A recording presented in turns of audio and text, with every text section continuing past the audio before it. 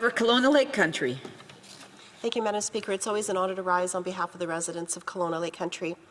I rise today to address an issue that worry most of the residents in my riding of Kelowna Lake Country, and this is the NDP Liberal government's continued commitment to higher taxation.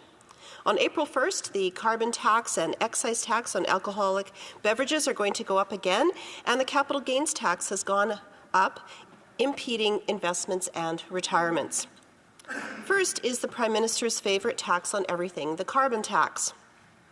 Despite widespread opposition against the carbon tax from the majority of Canadians, 62% according to a recent Ledger poll, and a majority of premiers across all political parties, the Liberal Environment Minister confirmed this past week that his government will still increase its carbon tax by 19% on April 1st.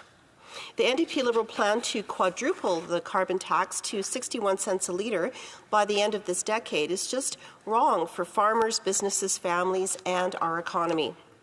The Fraser Institute reported that the carbon tax will result in 57,000 fewer jobs and a 6.2% reduction in Canada's GDP. The Parliamentary Budget Officer has already confirmed that Canadian families suffer a net cost from the carbon tax, paying far more in taxes than they receive back in rebates. That's fewer dollars in Canadians' pockets while doing nothing for our environment. And on top of this, GST is charged on the carbon tax. This is a tax on a tax, which is absolutely wrong. Recently, I had the privilege of attending meetings of the Trade Committee to ask witnesses about the damaging impacts of the Liberal capital gains tax hike. The Council of Canadian Innovators commissioned a survey of entrepreneurs, and the results showed that 90% of respondents believed the Liberals' capital gains tax hike would negatively affect the innovation economy. We heard from many entrepreneurs and investors that Canada will be less competitive for talent, investment, or capital in the global market because of this capital gains tax hike. Arlene Dickinson, legendary Canadian venture capitalist best known for supporting small businesses on Dragon's Den, told me she didn't believe the Liberal budget when it said, quote, increasing the capital gains inclusion rate is not expected to hurt Canada's business competitiveness, unquote. Instead of supporting our entrepreneurs, this NDP Liberal government views them only as a cash cow. Lastly, coming from a region with many wineries, cideries, distilleries, and breweries, I must raise the Liberals' commitment to raising the alcohol escalator excise tax by 2% again next year. Speaking with residents of mine who work in this sector, I know the pressures on their bottom line.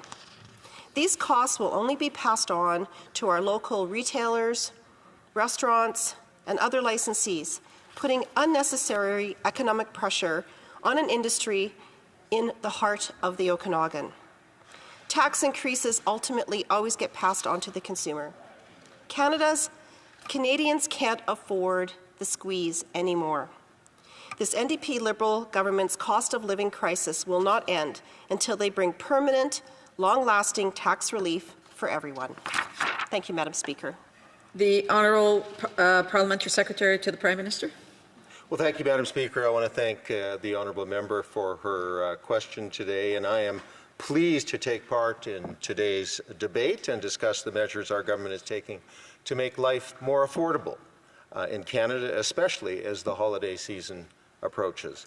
Inflation is way down, Madam Speaker, and has been back within the Bank of Canada's target rate for 10 months in a row.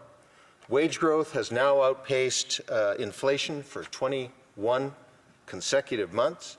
Earlier this summer, the Bank of Canada lowered interest rates for the first time, making Canada the first G7 country to do so. And it has since lowered interest rates 3 more times. Although inflation and interest rates are falling, Madam Speaker, we know that Canadians are not yet feeling the effects on their household budgets. This is particularly true during the festive season. And that's why, starting December 14th, the government wants to give a tax break to Canadians, one that the Conservatives oppose, Madam Speaker. The temporary 2-month GST, HST exemption for select expenses means Canadians would be able to buy items like prepared foods, snacks, children's clothing and toys, all tax-free. Madam Speaker, this means that a family spending $2,000 on qualifying goods during the relief period between December 14th, 2024 and February 15th, 2025 would realize GST savings of $100. This tax break will last until February 15th. This would deliver meaningful savings for Canadians by making essentially all food GST, HST free, providing real relief at the cash register. Thank you, Madam Speaker. The honourable member for Kelowna Lake Country. Madam Speaker, I'm not surprised that the member opposite is raising the recent temporary 2-month tax trick, but the key word is that it's temporary.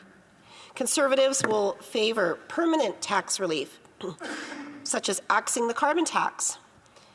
Also looking at the capital gains tax or escalator tax on excise as well would provide relief. You know, this short-term Liberal tax trick on a last-minute Christmas tree won't mean much when the carbon tax on every Canadian's gas, groceries, and home heating will rise 19% on April 1st. And Christmas tree farmers in my region are small and wouldn't even charge GST anyways because their businesses are small. Conservatives will have a tax reform. We will axe the federal tax on new homes sold under $1 million to build more homes and give more money into first-time home buyers' pockets. Conservatives will actually lower taxes so people have more money in their pockets. Thank you, Madam Speaker. Parliamentary Secretary. Well, thanks once again, Madam Speaker. And speaking of thanks, thanks to the measures we recently announced. Canadians will be able to concentrate more on celebrating the festive season with family and friends and start the new year with a little more money in their pockets. Canadians can continue to count on this government to make life more affordable in this country on an ongoing basis. As Canadians, I think you'll agree, Madam Speaker, we have so much to be thankful for. Canadians work hard and deserve to celebrate their achievements, and that's what this new holiday season support is all about. So, Madam Speaker, I wish you a good weekend, and thank you very much.